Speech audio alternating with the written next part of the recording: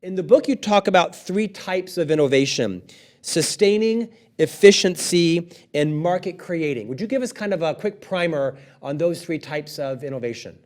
Sure. This is integral to Clay's work. Everybody knows him sort of for disruptive innovation, his famous work on and how companies get upended by upstart competitors. But as he's thought over the years about innovation, he realizes that there are three distinct types of innovation that most companies think about or pursue, and they have very different effects on the company and on the communities that they're in. And they're all important to the composite of how a company innovates and stays alive, but they function very differently.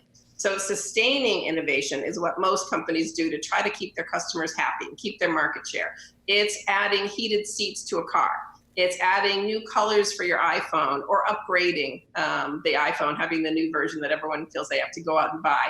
That means you probably can get a little more money from your existing customers. They'll buy something new with you, or maybe you'll attract a few more, but it's pretty much to stay competitive in the market.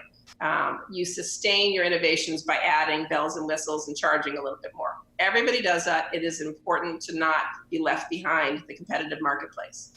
Efficiency innovations are basic, just good management. Let's find ways to be more efficient with our money. Let's figure out how to create this product or service for less money and free up some capital in the company so we can potentially invest it in other things. Efficiency innovations are almost all of what we see happening with factories, jobs moving to Mexico or moving from Mexico to China. There are companies trying to find ways to cost less, spend less, making a product or service so that they have more money free.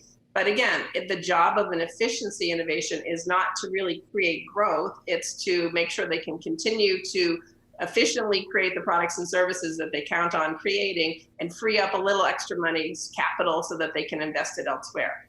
Both of those are essential to any company strategy. They're nuts and bolts of how you stay in business, but they do not typically create gigantic new growth opportunities for the company. They don't open up new markets, new potential gigantic opportunities in places where companies don't already have customers or businesses.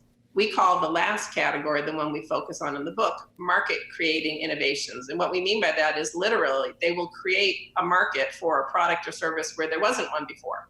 So you create something where you didn't seem to see customers at all. There wasn't a product or service that people were getting as an alternative. Instead, you see an opportunity, probably that competitors have yet to see, and you create a product or service to fill that. Market creating innovations in our language are make products that are expensive or exist in other forms more affordable and more accessible. So you can create a market for a much wider swath of potential customers by figuring out a way to create something that solves a problem for them, a struggle for them, and they will now choose to get that product or that service when they might have done nothing before.